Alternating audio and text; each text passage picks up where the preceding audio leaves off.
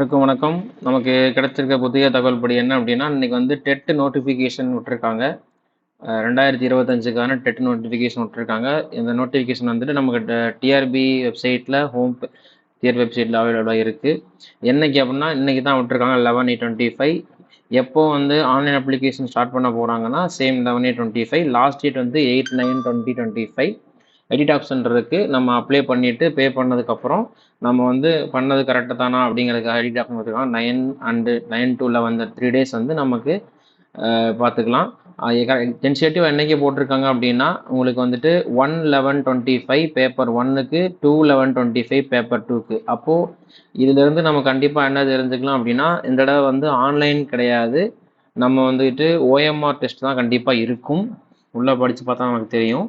ஏன்னா ஓஎம்ஆர் டெஸ்ட்டுங்கும் போது ஆன்லைன் போது என்ன பிரச்சனை அப்படின்னா, நம்ம நிறைய பேர் வந்துட்டு மார்க் கம்மியாக இருந்தோம் அப்படின்னா அவங்க நார்மலைசேஷன் பண்ணி மார்க் அதிகமாக வந்துச்சு. மார்க் அதிகமாக இருந்தவங்களுக்கு நார்மலைசேஷன் பண்ணி மார்க் கம்மியாக வந்துச்சு. அதனால் நிறைய கம்ப்ளைண்ட் வந்துச்சு. அதனால் என்ன பண்ணுறாங்கன்னா, இந்த தடவை வந்துட்டு ஓஎம்ஆர் டெஸ்ட் மூலமாக தான் வைக்கிறாங்க. இது வந்து நமக்கு அந்த டிஆர்பிலே பார்த்துருப்பீங்க, பிஜிடிஆர்பி வைக்கிறாங்க. அந்த எக்ஸாமுக்கு அதே மாதிரி தான் இங்கேயும் வச்சுருக்காங்க. ஃபீஸ் வந்து ரூ. 600 ரூ. 600 இருக்குது ஜென்ரல் எல்லாத்துக்குமே. எக்ஸப்ட் எஸ்சிஏ எஸ்டி இவங்களுக்கு எல்லாத்துக்கும் இவங்களுக்குலாம் எவ்வளோ போட்டிருக்காங்கன்னா ₹300 இருக்குது. ரிட்டன் எக்ஸாமினேஷன் தான் போட்டிருக்கான். ரிட்டன் எக்ஸாமினேஷன் வந்து இந்த மாதிரி போட்டிருக்கான் அப்படின்னா உங்களுக்கு இங்கே பார்த்தீங்கன்னா தெரியும் உங்களுக்கு ஸ்ட்ரக்சர் ஆஃப் டிஎன்டெட் என்ன போட்டிருக்காங்கன்னா 3 hour examination OMR paste examination தான்.